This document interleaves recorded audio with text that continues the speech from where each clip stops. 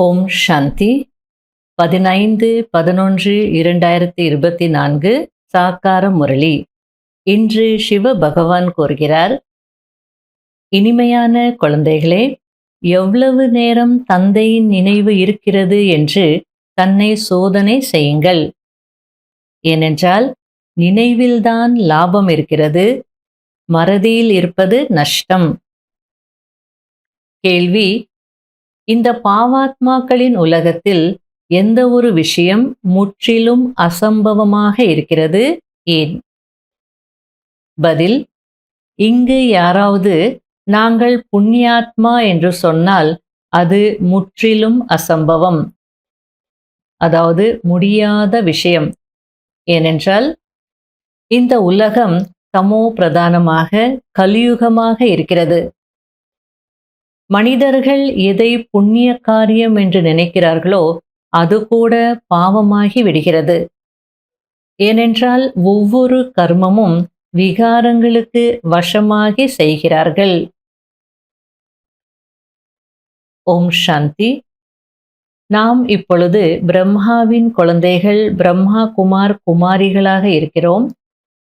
பிறகு தேவி தேவதைகளாக ஆகிறோம் என்பதை குழந்தைகள் புரிந்திருக்கிறீர்கள். இதனை நீங்கள்தான் புரிந்து கொள்கிறீர்கள், வேறு யாரும் புரிந்து கொள்வதில்லை. அதாவது பிரம்மா குமார் குமாரிகளாகிய நாம் எல்லையற்ற படிப்பை படித்துக் கொண்டிருக்கிறோம் என்பதை நீங்கள் புரிந்திருக்கிறீர்கள். 84 பிறவிகளின் படிப்பையும் படிக்கிறீர்கள், கால சக்கரத்தின் படிப்பையும் படிக்கிறீர்கள். பிறகு தூய்மையாக வேண்டும் என்ற படிப்பினை உங்களுக்கு கிடைக்கிறது. படிப்பு அப்படின்னா வெறும் நாலேஜ் மட்டும் இல்லை, தூய்மையாகவும் ஆகணும். இங்கு அமர்ந்து கொண்டே குழந்தைகள் தூய்மையாகுவதற்காக தந்தையை அவசியம் நினைவு செய்கிறீர்கள். உண்மையிலும் உண்மையாக தந்தையின் நினைவில்தான் இருந்தோமா, அல்லது மாயா ராவணன் புத்தியை வேறு பக்கம் கொண்டு சென்று விட்டதா என்று உங்களுடைய மனதை கேளுங்கள். என்னை மட்டும் நினைவு செய்வதினால் பாவங்கள் நீங்கும் என்று தந்தை கூறியிருக்கிறார். இப்போது நாம் பாபாவின் நினைவில் இருந்தோமா, அல்லது புத்தி வேறு எங்காவது சென்று விட்டதா என்று தன்னைத்தான் கேட்டுக்கொள்ளுங்கள். எவ்வளவு நேரம் நாம் பாபாவின் நினைவில் இருந்தோம், எவ்வளவு நேரம் புத்தி எங்கெங்கே சென்றது என்பது நினைவில் இருக்க வேண்டும். அதாவது 1 மணி நேரம் நீங்க பாபா ரூம்ல யோகத்துல அமர்ந்திருக்கலாம், ஆனால் உள்ளுக்குள்ள இந்த செக்கிங் இருக்கணும். சரி, நான் யோகத்துல இருக்கிறேன், இந்த 1 ஹவர்ல எவ்வளோ நேரம் நான் பாபா நினைவுல இருந்தேன், எவ்வளோ நேரம் புத்தி போச்சு வெளியே, எங்கெங்க போச்சு அப்படின்னு சொல்லி செக் பண்ணுங்க. அதெல்லாம் நினைவுல இருக்கணும்ன்றார்.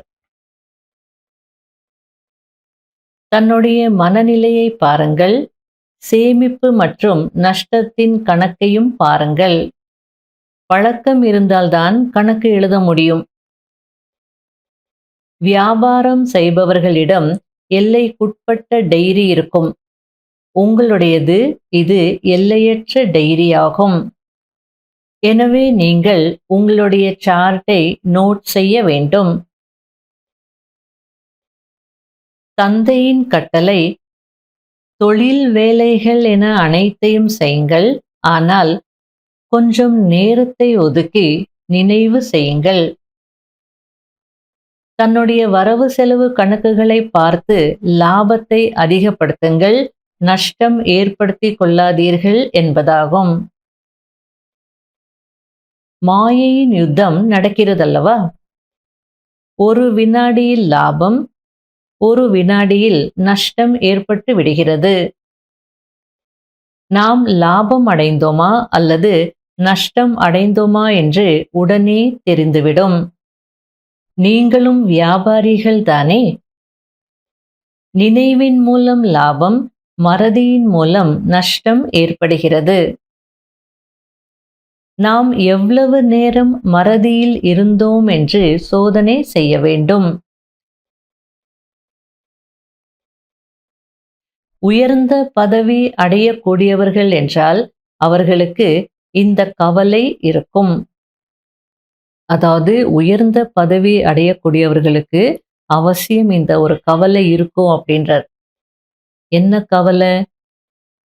என்னுடைய மனநிலை எப்படி இருந்தது? நான் நல்லா பாபாவை நினைவு செய்தேனா? இல்ல புத்தி வெளியில எங்கேயாவது போயிடுதா? லாபத்தை அதிகரித்தேனா? இல்ல நஷ்டம் ஏற்படுத்திக்கிட்டேனா? இப்படி அவங்க உள்ளுக்குள்ள செக் பண்ணிட்டே இருப்பாங்க. அப்படி செக் பண்ணும்போது நஷ்டம் ஏற்பட்டதுன்னா உடனே தெரிஞ்சிடும். மனசுக்குள்ள அந்த குஷி இருக்காது, ஆன்மீக போதை இருக்காது. அப்ப எங்கேயோ சம்திங் ராங் என்னவோ நடந்திருக்கு அப்படின்னு உடனே செக் பண்ணி சரி பண்ணிப்பாங்க. அதனால தான் அவங்களால உயர்ந்த பதவி அடைய முடியும். அடுத்தது பாபா, இது பாவாத்மாக்களின் உலகம். புண்ணிய ஆத்மாக்கள் இங்கு யாரும் இல்லை. புண்ணிய ஆத்மாக்களின் உலகத்தில் ஒரு பாவாத்மா கூட இருப்பதில்லை. பாவாத்மாக்களின் உலகத்தில் ஒரு புண்ணிய ஆத்மாவும் இருப்பதில்லை. மற்றபடி நிறைய தானம் புண்ணியம் செய்கிறார்கள், தர்மசாலைகளை உருவாக்குகிறார்கள். ஆகையால் அவர்கள் புண்ணிய ஆத்மாக்கள் என்று சொல்ல முடியாது. அதாவது கலியுகத்துல மனிதர்கள் என்ன நினைக்கிறாங்க அப்படின்னா, நாங்க நிறைய தானம் புண்ணியம் செய்றோம், நாங்க எல்லாம் புண்ணிய ஆத்மாக்கள், மடங்கள் எல்லாம் கட்டி கொடுக்குறோம், மக்கள் வந்து தங்குறாங்க, சாமி பார்க்குறாங்க, சாப்பிட்றாங்க, போறாங்க, இதெல்லாம் புண்ணிய காரியம் தானே அப்படின்னு நினைக்கிறாங்க. கல்யாண மண்டபம் எல்லாம் கட்டுறாங்களே, அவங்களும் என்ன நினைக்கிறாங்க, நம்ம ஒரு நல்ல காரியத்திற்கு தானே கல்யாண மண்டபத்தை கட்டியிருக்கிறோம், ஆகையால இதெல்லாம் புண்ணிய காரியங்கள் அப்படின்னு நினைக்கிறாங்க. பாபா கேட்குறாரு, திருமணத்திற்கு பெரிய மண்டபத்தை உருவாக்கி இருக்கிறாங்கன்னா அது என்ன நல்ல காரியமா? அவங்க கீழே விழுறதுக்கும் துக்கத்துல போகிறதுக்கும் நம்ம இடம் கொடுத்த மாதிரி ஆயிடுச்சு இல்லையா? ஆகையால் இவை அனைத்தும் புரிந்து கொள்ள வேண்டிய விஷயங்கள் ஆகும். ராவண ராஜ்யம் பாவாத்மாக்களின் அசுர உலகம். இந்த விஷயங்கள் உங்களை தவிர வேறு யாருக்கும் தெரியாது. அதாவது பிரம்மா பாபா அவருடைய ஆரம்ப காலத்தினுடைய அனுபவத்தை வந்து சொல்லிட்டு இருக்கிறார். அவர் பெனாரஸுக்கு போனாரா? அப்படி பெனாரஸு போகும்போது அப்போ உலகம் நல்லா இருக்குன்னே அவருக்கு தோணலையா? அதுக்கப்புறம் என்னவோ உள்ளுக்குள்ள என்னவோ நடக்குமா? விநாசத்தை பார்க்கும்போது மகிழ்ச்சியா இருந்ததா? இரவு தூங்கும்போது அப்படியே பறக்கிற மாரி இருந்ததா? நான் அதிசயப்படுவேன் அப்படின்றார். அதே நேரத்துல பகல்ல கூட யாரையாவது பார்த்தாங்கன்னா அப்படியே தியானத்துல டிரான்ஸ்ல போயிடுவாரா. அதுக்கப்புறம் கண் திறந்த பின்னாடி என்ன ஆச்சு? என்ன ஆச்சுன்னு யாராவது கேட்டாங்கன்னா, நான் வைகுண்டத்தை பார்த்தேன், கிருஷ்ணரை பார்த்தேன் அப்படிலாம் வந்து சொல்லுவாரா. ஆரம்பத்துல இதெல்லாம் ஒண்ணுமே எனக்கு புரியல அப்படின்றார். ஆகையால இன்னும் நான் டீப்பா எல்லாத்தையும் தெரிஞ்சுக்கணுன்றதுக்காக தான் நான் எல்லாத்தையும் விட்டுட்டு பனாரஸுக்கு போனேன் அப்படின்றார். இப்படியெல்லாம் பல காட்சிகள் பார்த்த பிறகு அவருக்கு தோணுச்சா, சரி இனி வியாபாரம் எல்லாம் செய்ய வேண்டாம், தொழிலை எல்லாம் விட்டுடலாம் அப்படின்னு நினைச்சாரா. அப்போ மகிழ்ச்சி இருந்ததா.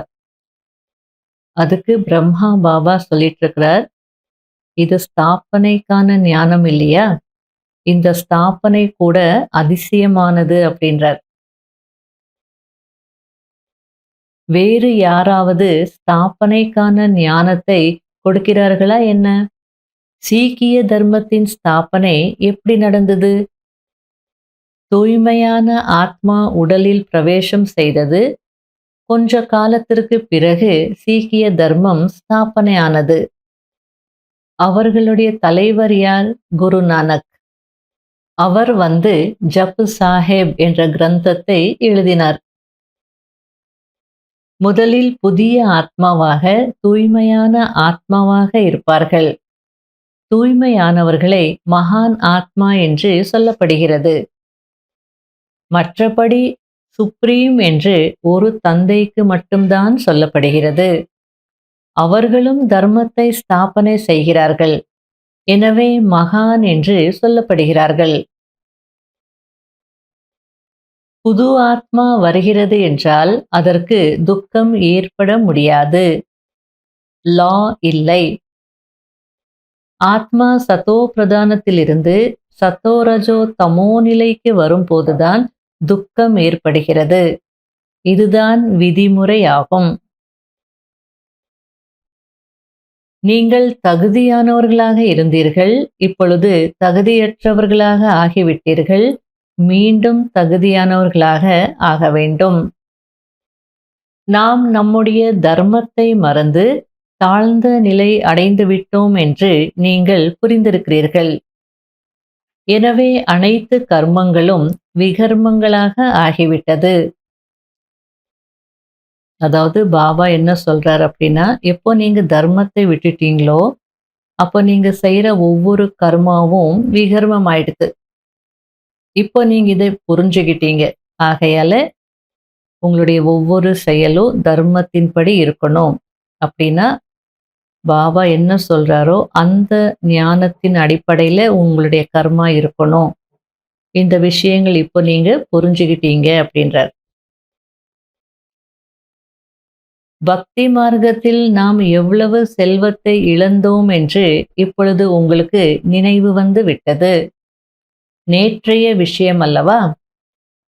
தந்தை உள்ளங்கையில் சொர்க்கத்தை கொண்டு வந்திருக்கிறார். இந்த ஞானம் புத்தியில் இருக்க வேண்டும். நல்லது. இனிமையிலும் இனிமையான காணாமல் போய் கண்டெடுக்கப்பட்ட செல்ல குழந்தைகளுக்கு மாத் பிதா பாப் தாதாவின் அன்பு நினைவுகள் மற்றும் காலை வணக்கம். ஆன்மீக குழந்தைகளுக்கு ஆன்மீக தந்தையின் நமஸ்காரம். கடைபிடிக்க வேண்டிய முக்கியமான சாராம்சம். முதல் பாயிண்ட், தன்னுடைய எல்லையற்ற டைரியில் நான் நினைவில் இருந்து எவ்வளவு லாபத்தை அதிகரித்தேன், நஷ்டம் அடையவில்லை தானே. நினைவு செய்யும் நேரத்தில் புத்தி எங்கெங்கே சென்றது என்று நோட் செய்ய வேண்டும். இரண்டாவது பாயிண்ட், இந்த ஜென்மத்தில் சிறு வயதிலிருந்து தன் மூலம் என்னென்ன தவறான காரியங்கள் அல்லது பாவங்கள் நடந்திருக்கிறதோ அதனை நோட் செய்யுங்கள். எந்த விஷயங்கள் மனதை உறுத்துகிறதோ அதனை தந்தையிடம் சொல்லி லேசாகி விடுங்கள். இப்பொழுது எந்த ஒரு பாவ கர்மமும் செய்யக்கூடாது. வரதானம். கர்ம பந்தனத்தை சேவையின் பந்தனமாக மாற்றக்கூடிய அனைவரிடமிருந்து விடுபட்டவர் மற்றும் பரமாத்மாவிற்கு அன்பானவர் ஆகுங்கள். பரமாத்மாவின் அன்புதான் பிராமண வாழ்க்கையின் ஆதாரமாக இருக்கிறது. ஆனால் அதை அடைய வேண்டும் என்றால் விடுபட்டவர்களாக ஆக வேண்டும். இல்லறத்தில் இருக்கிறீர்கள் என்றால் சேவையின் பொருட்டு இருக்கிறீர்கள். கணக்கு வழக்கு இருக்கிறது, கர்ம பந்தனம் இருக்கிறது என்று ஒருபோதும் நினைக்காதீர்கள். சேவைக்காக இருக்கிறேன் என்று நினையுங்கள். சேவையின் பந்தனத்தில் கட்டுப்படுவதின் மூலம் கர்ம பந்தனம் முடிந்துவிடும். சேவை உணர்வு இல்லை என்றால் கர்ம பந்தனம் ஈர்த்துவிடும். எங்கு கர்மபந்தனம் இருக்கிறதோ அங்கு துக்கத்தின் அலைகள் இருக்கும். சேவையின் பந்தனத்தில் குஷி இருக்கும். ஆகையால் கர்ம பந்தனத்தை சேவையின் பந்தனமாக மாற்றி விடுபட்டவராக மற்றும் அன்பானவராக இருங்கள். அப்போது பரமாத்மாவிற்கு அன்பானவர் ஆகிவிடுவீர்கள். ஸ்லோகன். சுயத்தின் மனநிலையின் மூலம் ஒவ்வொரு பிரச்சனையையும் கடந்து செல்பவர்கள்தான் உயர்ந்த ஆத்மா ஆவார்கள். இன்றைய அவ்யக்த சமிகை. எப்படி இன்றைய காலத்தில் கால்களுக்கு சக்கரங்களை கட்டி கொண்டு ஓடுகிறார்கள்.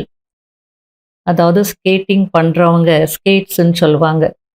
அதுல சக்கரம் இருக்கு, அதை காலில் கட்டிப்பாங்க. அது ஒரு விளையாட்டு, அதுல ரேஸ் எல்லாம் இருக்கும். அதை கட்டிட்டு ஃபாஸ்டா போவாங்க. அவர்கள் எவ்வளவு லேசாக இருப்பார்கள், அவர்களுடைய வேகம் அதிகமாகி விடுகிறது. அதேபோல் இங்கு தந்தை நடத்தி கொண்டிருக்கிறார். எனவே ஸ்ரீமத் என்கிற சக்கரங்களை மாட்டிக்கொள்வதினால் தானாகவே முயற்சியின் வேகம் அதிகரித்துவிடும். மேலும் வெற்றி கிடைத்துக் கொண்டே இருக்கும். சேவையில் அடியெடுத்து வைக்கும் போது சதா 3 விஷயங்களை நினைவில் வையுங்கள். ஒன்று, ஏக் நாமி, அதாவது ஒருவருடைய பெயரை வெளிப்படுத்த வேண்டும். இரண்டாவது, ஏக் மத், ஒரு வழியில் நடக்க வேண்டும். மூன்றாவது, எக்கானமி, சிக்கனமாக இருக்க வேண்டும். அதாவது நம்மளை நம்ம வெளிப்படுத்தக்கூடாது, பாபாவை வெளிப்படுத்தணும். அதாவது சேவை செய்கிறோம், ஆனால் சில நேரத்தில் ஃபெமிலியாரிட்டியில் வந்துடுவோம், நம்மளை வெளிப்படுத்திப்போம். அதாவது சேவையில் நம்ம வெற்றி அடையணும், அந்த நேரத்தில் சுய முயற்சியில் வேகமாக போகணும் அப்படின்னா இந்த 3 விஷயங்களுக்கு முக்கியத்துவம் கொடுக்கணும் அப்படின்றார். ஒன்று, நான் பாபாவுடைய பெயரை வெளிப்படுத்தணும், என்னை நான் வெளிப்படுத்தக்கூடாது, ஃபெமிலியாரிட்டியில் வரக்கூடாது, பேர் புகழ் ஆசையில் வரக்கூடாது. பாபாவை வெளிப்படுத்துவதற்காக தான் நான் இந்த சேவை செய்கிறேன். ரெண்டாவது, ஒரு வழியில் நடந்து சேவை செய்யணும். அதுக்காக நம்ம விட்டு கொடுக்கணும்னா விட்டு கொடுக்கணும், பொறுத்துக்கணும்னா பொறுத்துக்கணும். எதுவாக இருந்தாலும் ஒரு வழியில் நடக்கணும், ஒன்றாக இருந்து சேவை செய்யணும். மூன்றாவது, சிக்கனமாக இருக்கணும். சேவைன்னு சொல்லி ரொம்ப செலவு பண்ணக்கூடாது, எவ்வளோ வேணுமோ அவ்வளோ செலவு பண்ணணும். அப்போ வெற்றி தானாகவே கிடைச்சிட்டு இருக்கும். ஓம் சாந்தி.